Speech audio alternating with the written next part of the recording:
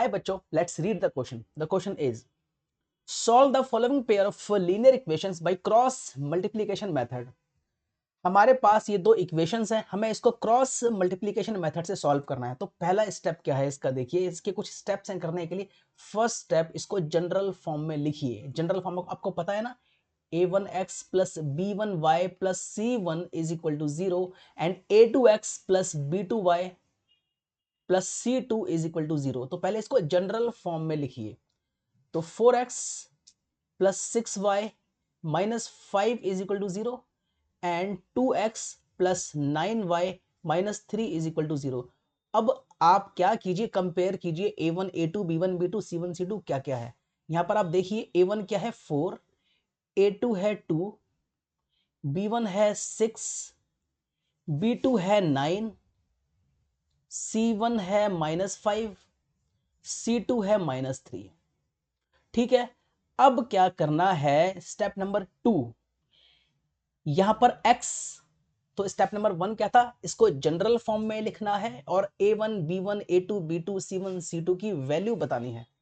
ठीक है, यहां पर अब x लिखिए, यहां पर y लिखिए और यहां पे 1 लिखिए और यहां पर स्टार्ट कीजिए कोफिशिएंट लिखना, b1 c1 a1 b1, यहां पर b2 c2 a2 b2। ठीक है, अब x की वैल्यू कैसे बताएंगे, देखिए x डिवाइड में b1 और c2 को सबसे पहले ऐसे मल्टीप्लाई कीजिए। भाई b1 को c2 से मल्टीप्लाई करके लिखोगे तो b1 c2 आएगा, फिर माइनस करो, फिर इसको मल्टीप्लाई करो b2 c1, तो यहां पर आएगा b2 c1 is equal to y divide में c1 a2 minus c2 a1 is equal to 1 divide में a1 b2 minus a2 b1। ठीक है, ये तीन एक्सप्रेशंस आपस में इक्वल हैं। तो पहले क्या करेंगे, फर्स्ट और थर्ड को इक्वल करेंगे।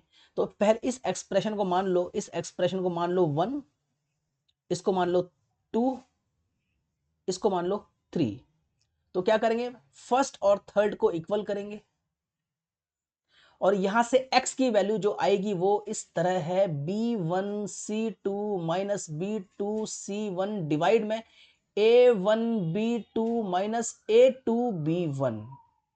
अब यहां पर a2 b1 c1 c2 की वैल्यू पुट कीजिए। b1 क्या है 6, c2 क्या है -3, माइनस b2 है 9, c1 है -5 डिवाइड में a1 है 4, b2 है 9 माइनस a2 है 2 और b1 है 6, माइनस 18 प्लस 45 डिवाइड में 36 माइनस 12।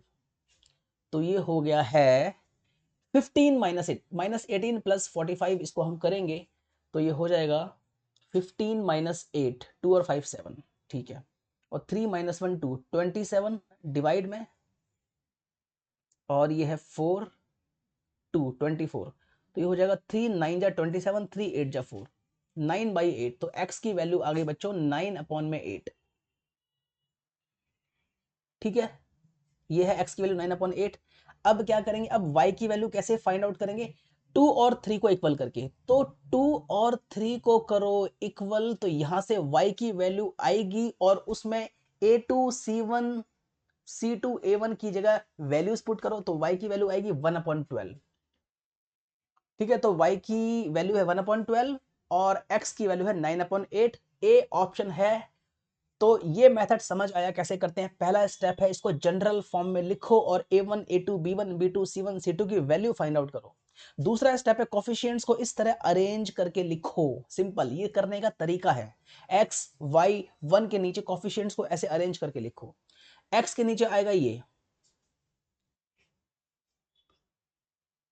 x के नीचे ये है, y के नीचे ये है और 1 के नीचे ये है।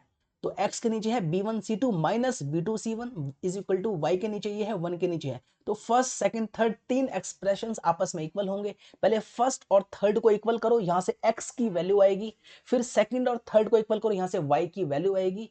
बस बहुत ही आसान है ये, लेकिन ये थोड़ा लेंथी मेथड है, ठीक है। I hope you understand the answer. Thank you very much.